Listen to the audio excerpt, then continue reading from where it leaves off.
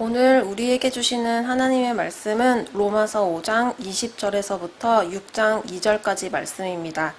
율법이 들어온 것은 범죄를 더하게 하려 함이라.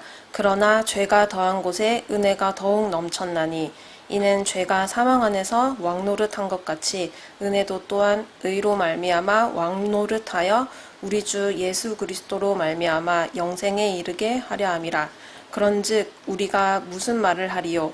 은혜를 더하게 하려고 죄에 거하겠느냐? 그럴 수 없느니라. 죄에 대하여 죽은 우리가 어찌 그 가운데 더 살리요? 아멘. 예수님께서는 사도들에게 여러 차례에 걸쳐서 자신이 받으실 고난과 죽음과 부활에 대해 말씀하셨습니다. 그러므로 막달라 마리아로부터 예수님의 시신이 안치되었던 무덤이 비었다라는 소식을 들었을 때 베드로와 요한은 가장 먼저 예수님의 부활을 떠올렸어야 합니다. 하지만 실제 그들은 그렇게 하지 않았죠. 베드로는 예수님의 빈 무덤을 확인하고 다시 집으로 돌아가는 길에도 그것을 이상하게 여길 뿐 예수님의 말씀을 떠올리지 못했습니다. 그나마 요한은 조금 다른 반응을 보이기는 하죠. 그는 베드로에 이어서 무덤 안에 들어가서 그 안이 비어있는 것과 예수님의 시신을 쌌던 세마포와 수건이 놓여있는 것을 보고 믿었습니다. 다만 그가 무엇을 믿었는지에 관한 내용이 기록되어 있지 않아요. 그렇기 때문에 그냥 사람들이 와서 예수님의 시신을 옮겨놨다라는 막달라 마리아의 말을 믿은 것인지 어쨌거나 정말 예수님의 시신이 사라진 것을 확인하고 난 뒤에야 예수님께서 말씀하신 부활에 대해 믿은 것인지 알 수 없습니다. 하지만 그가 사도라는 것을 감안하고 후자의 확률이 높다고 적용해 볼지라도 어쨌거나 그것은 좀 아쉬운 믿음이라고 할 수 있죠. 왜냐하면 이어지는 요한복음 20장 9절 말씀을 보면 그들은 예수님께서 죽은 자 가운데서 살아나시리라는 성경 말씀을 깨닫지 못했기 때문입니다. 요한이 어쨌거나 예수님의 신이 사라진 것을 보고 나서 예수님의 부활을 깨달았다 할지라도 어쨌거나 그것은 성경 말씀에 의한 그리고 예수님께서 직접 하신 말씀에 의한 믿음이 아니라 눈으로 직접 보고 나서 믿은 것이기 때문에 사도의 수준에 비춰봤을 때는 아쉽다고 말할 수밖에 없습니다. 자, 그 정도 수준이면 특히 베드로 같은 경우는 아예 제대로 믿지도 못하고 깨닫지도 못했죠. 그런 사람들이 과연 하나님께서 맡겨주신 사명을 온전히 감당할 수 있을까요? 하나님 나라의 복음을 전하는 것은 둘째치고 그들이 예수님의 부활에 대해서 얼마나 확신 있고 담대하게 전할 수 있을까요? 요한복음 20장 초반부의 내용만 보면 사도들은 한없이 연약하고 믿음이 약하고 어떻게 보면은 일반 유대인들과 크게 다를 바 없는 모습을 보여줍니다. 하지만 그들의 모습은 거기서 끝나지 않죠. 사도행전에서 보면 그들은 이전과는 전혀 다른 모습을 보여줍니다. 담대하게 하나님 나라 복음을 전해요. 그리고 거침없이 예수님의 부활에 대해 선포합니다. 어떻게 똑같은 사람들이 이렇게 달라질 수가 있게 된 것이죠? 그들 스스로가 어떤 믿음을 단련하고 어떤 방법을 연구해서 그 부족한 부분을 채웠기 때문인가요? 그렇지 않습니다. 하나님께서 그들에게 사명을 주신 그대로 그 일을 감당할 수 있는 믿음을 주셨기 때문이에요. 능력을 주셨죠. 약속하신 대로 오순절날 성령님을 보내주셨습니다. 하나님께서 하신 거예요. 로마서 8장 30절에 기록되어 있듯이 하나님께서 미리 정하신 자들을 부르신 겁니다. 그들을 이미 영원 전부터 사도로 정하셨어요. 그건 하나님의 절대적인 주권과 섭리입니다. 그리고 때가 되자 그들을 부르셨어요. 그리고 그 때에 맞춰서 필요한 능력을 다 주신 겁니다. 하나님께서 그냥 어떠한 값없이도 따지지도 않으시고 구하지도 않으시고 전적으로 선물로 주신 거예요. 하나님께서 뜻하신 그대로 이루신 것. 우리는 그것을 은혜라고 표현하죠. 하나님의 은혜로 말미암아 비록 믿음이 연약하였고 하나님의 말씀을 온전히 깨닫지 못했음에도 불구하고 그들은 하나님의 말씀을 가감없이 전하는 복의 통로가 됩니다. 우리는 이 영역을 잘 살필 필요가 있어요. 하나님께서 미리 정하신 자들, 그들에게는 반드시 모든 것이 합력하여 선을 이루게 하신다는 것이죠. 근데 이 부분에서 우리가 좀 더 중심을 두고 봐야 되는 것은 단지 하나님께서 은혜를 주시기 때문에 전적인 하나님의 선물로 주어지는 것이기 때문에 우리가 하나님의 일을 하는 것에 있어서는 우리가 특별히 뭘 신경 쓰지 않고 행하지 않더라도 결과적으로 하나님께서 은혜로 다 이끌어 가신다라는 거예요. 대놓고 이렇게 말하는 사람은 흔치는 않지만 은연중에 이렇게 생각하는 사람들은 참으로 많습니다. 그럴싸해요. 오늘 읽은 로마서 5장 20절에 보면 죄가 더한 곳에는 은혜가 더욱 넘쳤다라고 기록되어 있죠. 단순하게 말하면 이겁니다. 아무리 죄가 많아도 아무리 죄가 커도 그 모든 것이 하나님의 은혜를 능가할 수 없다라는 거예요.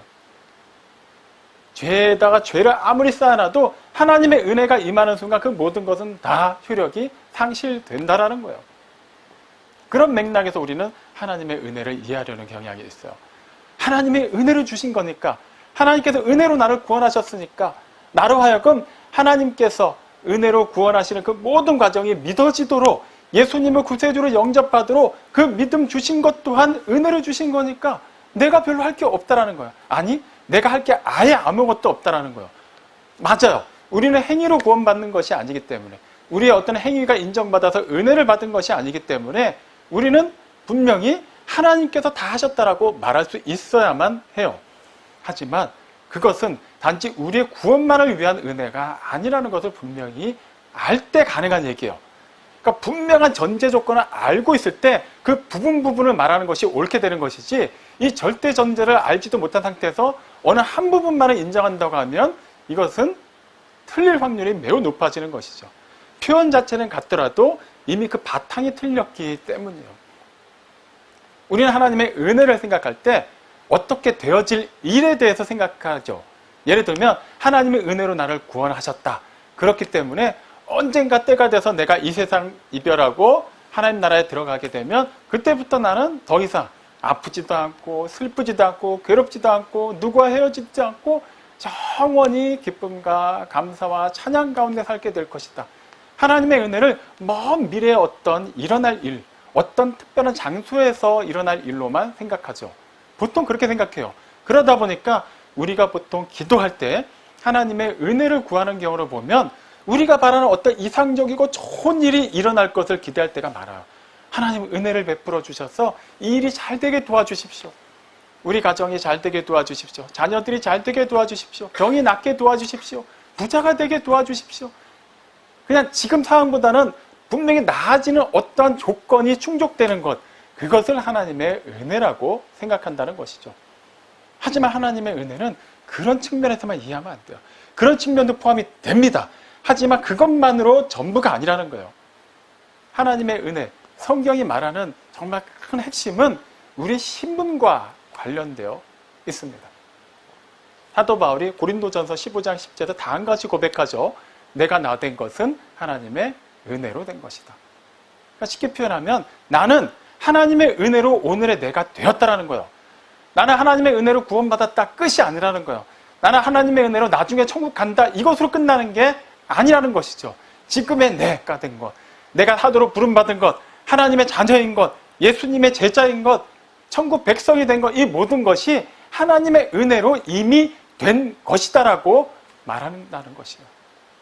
그러면 그 놀라운 특권이 주어진 것이 가지는 의미가 무엇일까요? 나는 하나님의 은혜로 하나님의 자녀가 되었다. 얼마나 놀라운 일인가. 여기서 끝난다는 것은 아니죠. 그 다음부터 성경이 우리에게 요구하는 것이 무엇인가요? 이제 그 품격에 맞게, 그 정체성에 맞게 살라는 거예요. 하나님께서 이미 예전부터, 영원 전부터 특별히 그 12명을 사도로 예정하셨어요.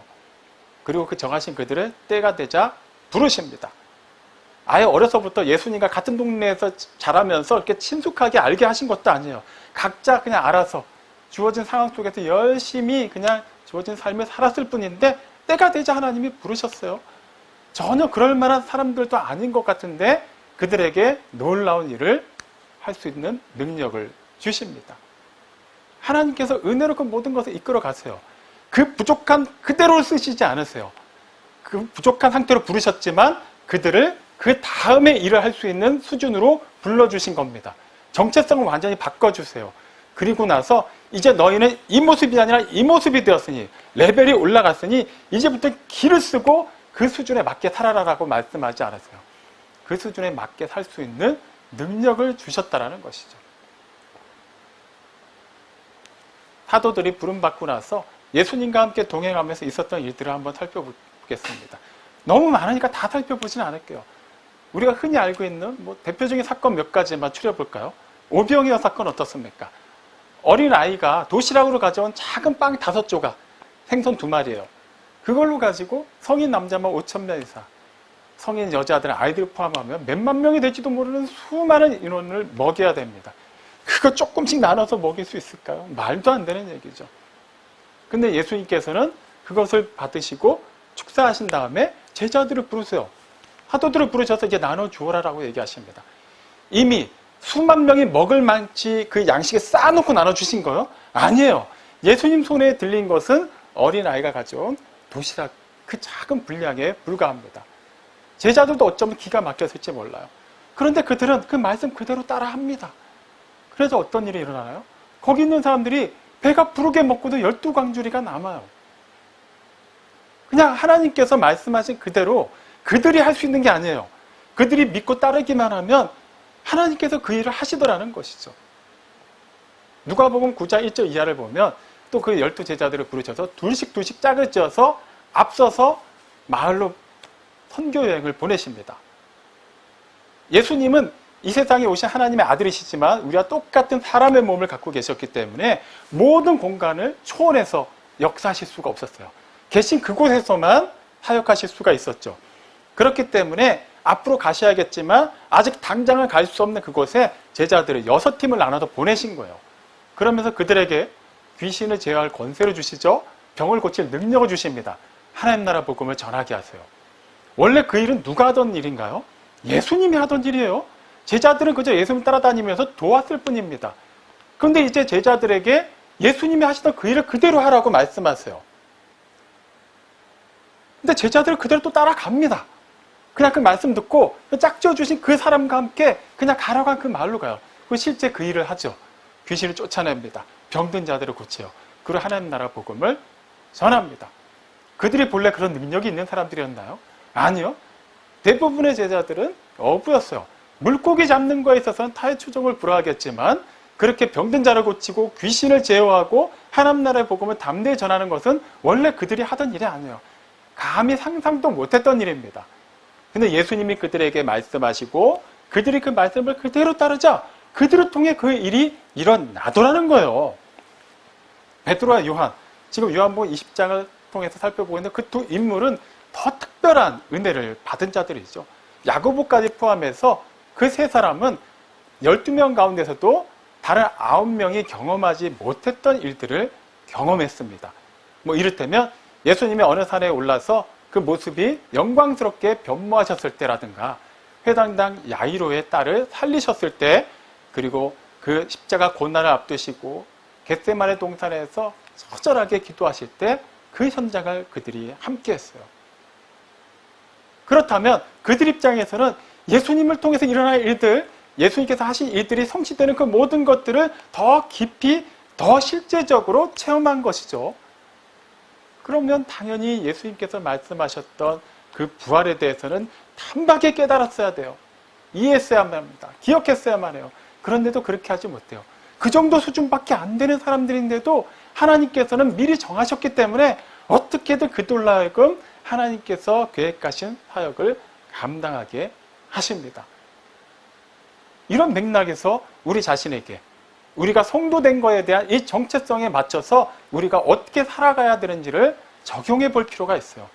그저 나는 은혜로 구원받았으니까 이것에 감사하고 만족하고 어쨌거나 이제 내가 뭘 한다고 해서 이 구원이 취소되는 것도 아니고 내가 더 한다고 해서 무슨 더 특별한 일이 일어날 건 없으니까 그저 나는 이 짧게 살다가는 남은 인생 그래도 세상 사람들보다 조금 더 복 있는 삶, 형통한 삶을 살다 가면 그것으로 되겠다라고 생각하는 것, 이것은 결코 우리에게 어울리는 삶이 아니라는 것이죠.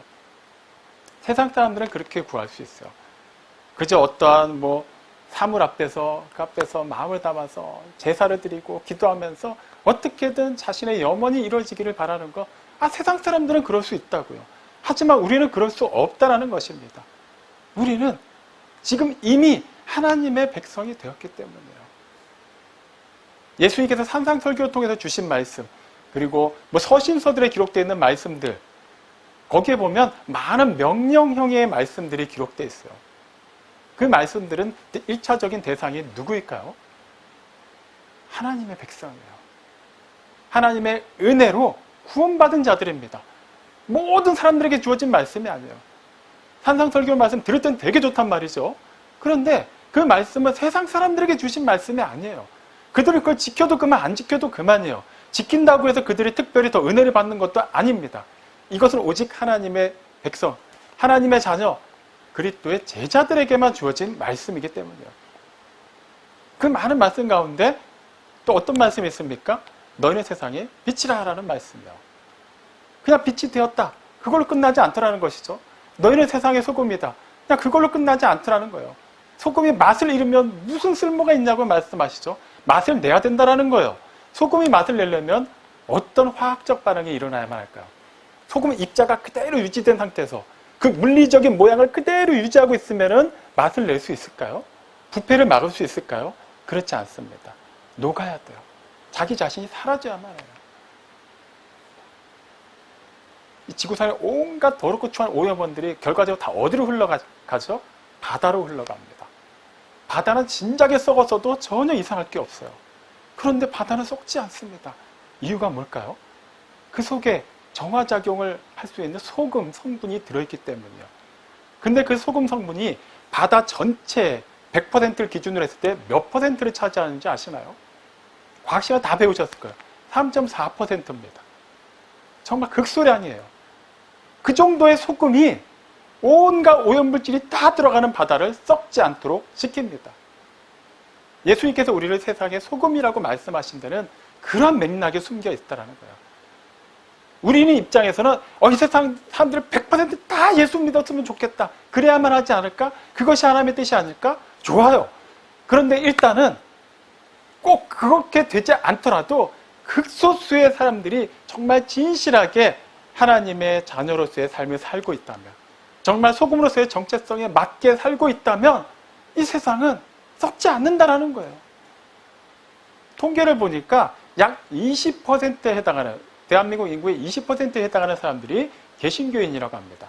천주교인은 뺀 거예요. 합치면 약 27% 가까이 된다고요. 적지 않은 수죠. 비율로만 치면 바다에 포함되는 소금보다 훨씬 높은 수치입니다.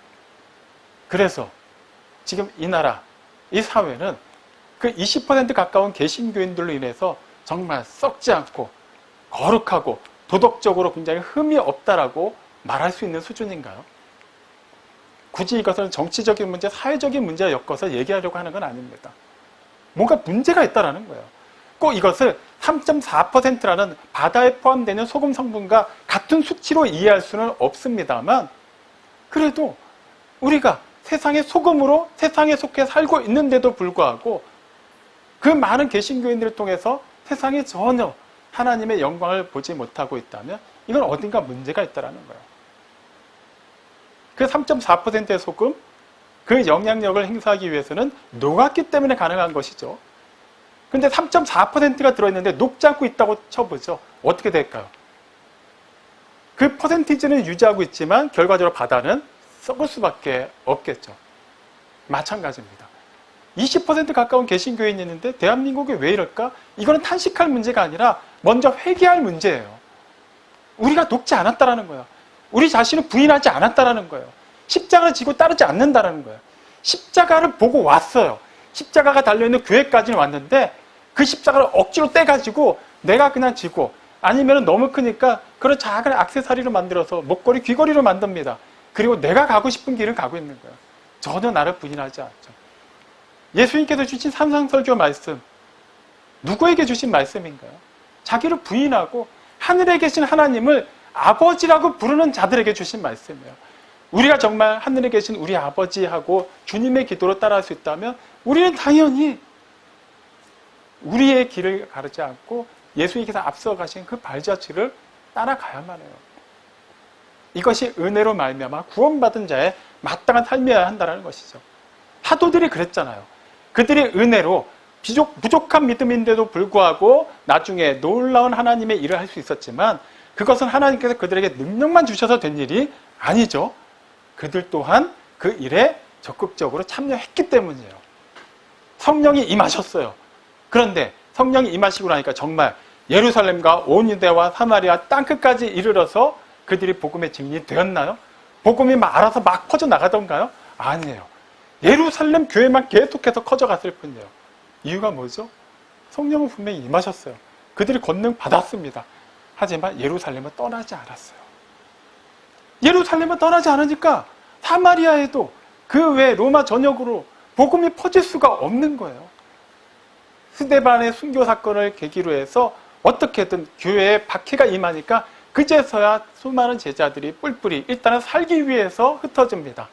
그런데 그 흩어진 그곳에서 비로소 예수님께서 말씀하신 그 지상 대명령이 이루어지기 시작하는 거예요. 하나님의 은혜가 부어지더라도 그것을 그것대로 실행하지 않으면 절대 일어날 수 없다라는 것이죠. 그래서 로마서 5장 20절은 죄가 더한 곳에 은혜가 더욱 넘쳤다라고만 말하는 것으로 그냥 끝나는 것 같지만 그 이후에 21절 이어지는 로마서 6장 1절 2절을 보면 그 대목을 가지고 얼마든지 사람들이 오해하고 악용할 수 있는 것을 완벽하게 후벼 파서 얘기합니다. 로마서 5장 21절에 다음같이 얘기하죠. 죄는 사망 안에서 왕노릇하고 은혜는 의로 말미암아 왕노릇한다라고 말해요. 무슨 말인가요? 죄의 결과가 사망이라는 거예요. 죄가 왕노릇하는 것. 우리가 원래 죄와 사망 가운데 거할 때는 죄의 통치를 받았다라는 거예요. 그러니까 우리는 뭘 하더라도 죄 짓는 일밖에 할 수 없었고 우리가 하는 모든 것은 그 결과가 사망, 영원한 멸망의 형벌로 이어질 수밖에 없었다라는 거예요.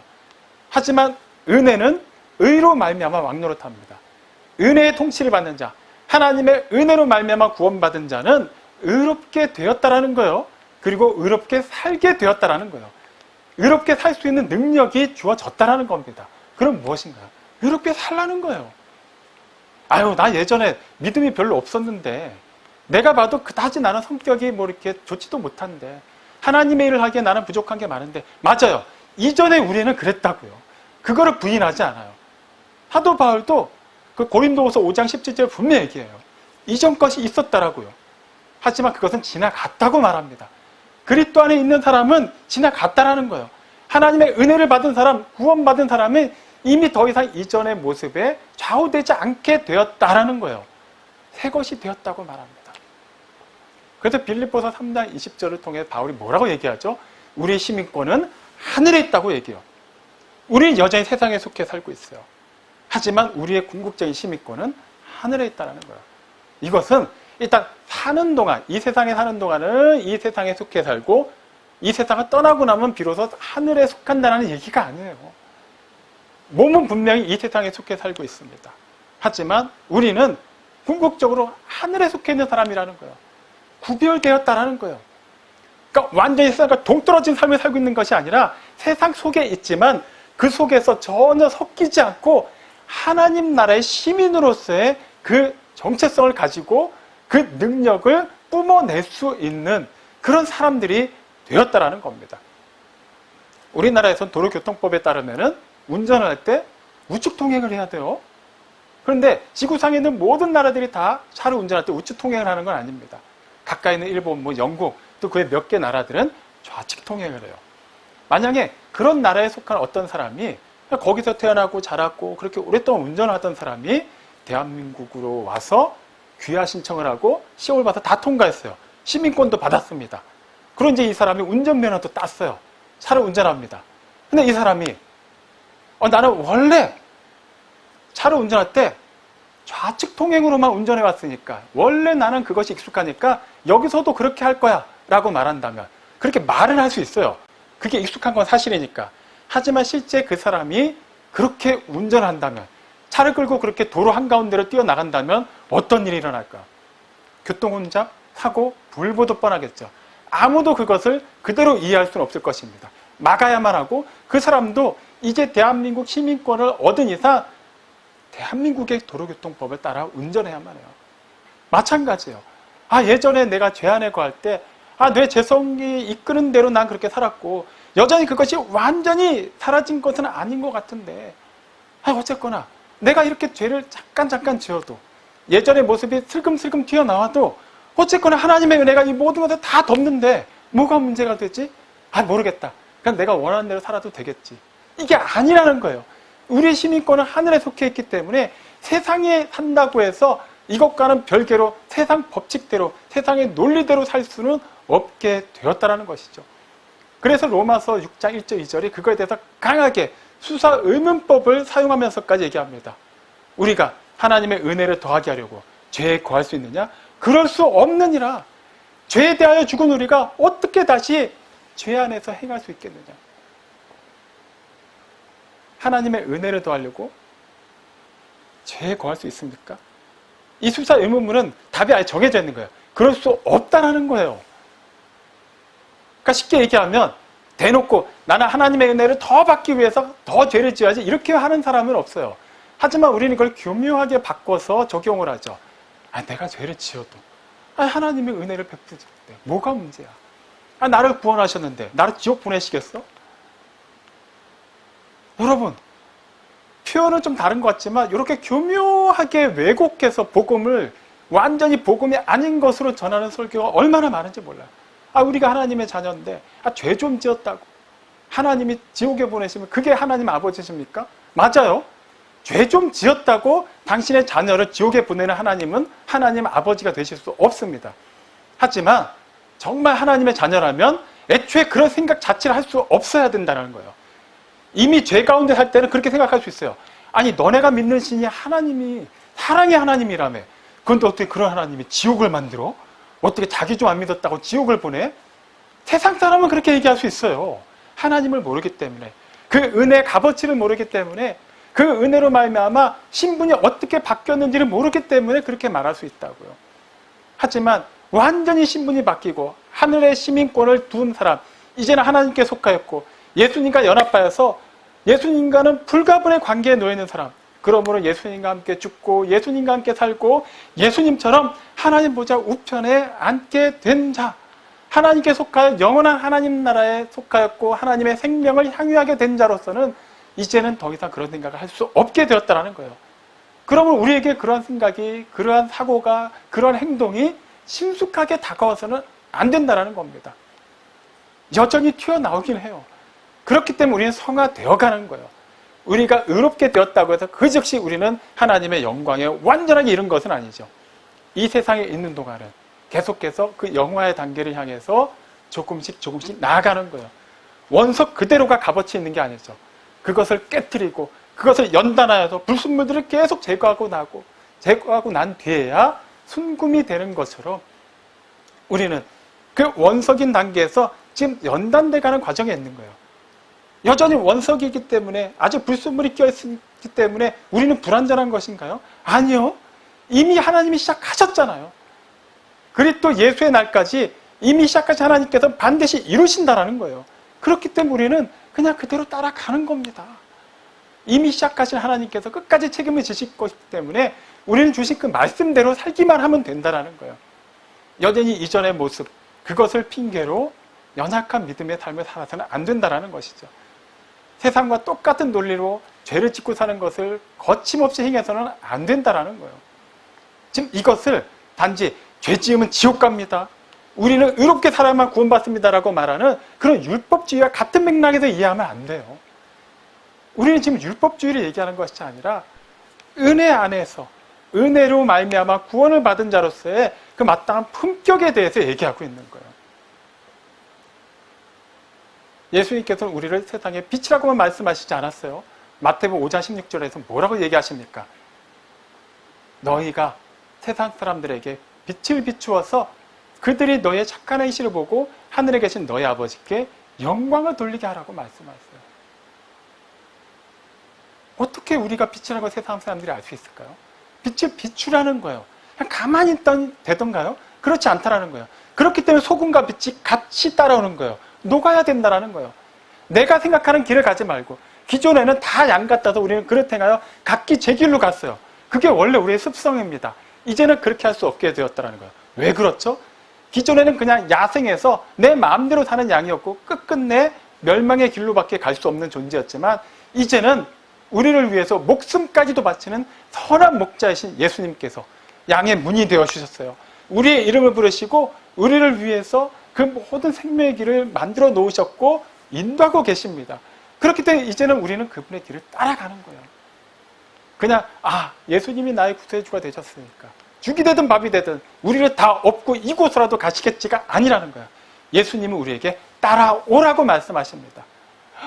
예전에 나는 이 길 저 길로 가던 존재인데 어떻게 내가 따라갈 수 있을까요? 이제 따라갈 수 있는 능력을 주셨어요. 예수님의 음성을 분명히 들을 수 있는 그런 영적인 청력을 주셨다라는 거예요. 말씀을 보고 깨달을 수 있는 영적 시각을 주셨다라는 거예요. 그렇기 때문에 그것을 활용하라고 말씀하시는 거예요. 왜 사도 바울이 고린도후서 5장 17절에서 보라 새 것이 되었다라고 얘기할까요? 보여줘야 된다라는 거예요. 우리 분명히 새 것이 되었는데 그것을 세상 사람들이 알아야 된다라는 거예요. 굳이 알릴 필요 있을까요? 그냥 내가 구원받은 거 감사하고 만족하며 살면 되는 거 아니에요? 만약에 다 그렇게 생각한다면 복음은 그냥 그 자리에 머물러 있겠죠. 더 이상 퍼져나가지 못하겠죠. 우리가 지금 어떻게 이 자리에 나와 있나요? 어떻게 지금 온라인 예배를 참여하고 있나요? 내가 그냥 어느 순간 자동적으로 깨달아서 예배를 드리기로 했기 때문인가요? 그렇지 않아요. 누군가가 소금의 역할, 빛의 역할을 우리에게 감당했기 때문이에요. 그 사람을 통해서 비치는 하나님의 그 영광의 빛을 보았기 때문이에요. 이제는 우리가 그 일을 해야 됩니다. 하나님은 그 일을 하라고 우리를 부르셨어요. 미리 정하셨어요. 그리고 부르셨고 또 부르신 우리를 또 영광스럽게 이끌어 가십니다. 사랑하는 성도 여러분, 우리는 거룩한 사람이 되었습니다. 성도가 되었습니다. 세상에 속하여 살고 있지만 세상과는 구별된 사람이 되었습니다. 이걸 어떻게 보여줄 수 있을까요? 구별된 삶을 통해서만 보여줄 수 있는 거예요.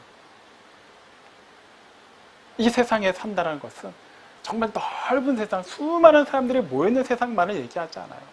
나를 둘러싸고 있는 모든 것을 얘기하는 거예요. 우리가 가정에 있을 때는 가정이 나에겐 세상이 되는 거예요. 교회 이 공동체 안에 있을 때, 예배당 안에 있을 때는 이 예배당이 우리에게 주어진 세상이 되는 겁니다. 일터에 있을 때는 그 일터가 우리의 세상이 되는 거예요. 거기서 우리는 보여줘야만 합니다. 무엇을요? 하나님의 그 영광의 빛을, 하나님의 그 은혜의 빛을 보여줘야만 해요. 그러니까 행하시기 바랍니다. 예수님께서 말씀하신 그대로 예수님을 따라서 가시기 바랍니다. 예수님과 연합한 자로서 지금 주어진 이 상황 속에서 내가 어떻게 살아내야 될지 예수님이 이미 말씀을 알려주셨고 친히 살아내신 삶으로 우리에게 본을 보여주셨습니다. 그 일을 하시기 바랍니다. 여러분 배우자에게, 형제 자매에게, 부모에게, 친척에게, 그리고 나아가서는 이웃에게, 교인들에게, 또 지나가면서 만나게 될 수많은 사람들에게도 우리는 얼마든지 그때 그 사람에게 행할 수 있는 우리만의 고유한 향기가 있고 빛이 있다는 것을 잊지 마십시오. 말씀대로 살아내면 그 다음에 말씀하신 하나님께서 역사하십니다. 말씀이 육신이 되어 오셨듯이, 그리고 그 육신이 되신 말씀이 하나님의 말씀 그대로 살아내신 결과 하나님의 구속사가 완성되고 그분의 놀라운 은혜가, 사랑이 이 세상에 나타났듯이 이제는 우리를 통해서 그 놀라운 일이 일어날 것입니다. 이전 모습에 더 이상 규정되지 마십시오. 지금 당장의 현실과 형편과 자신의 수준 때문에 주저하지 마십시오.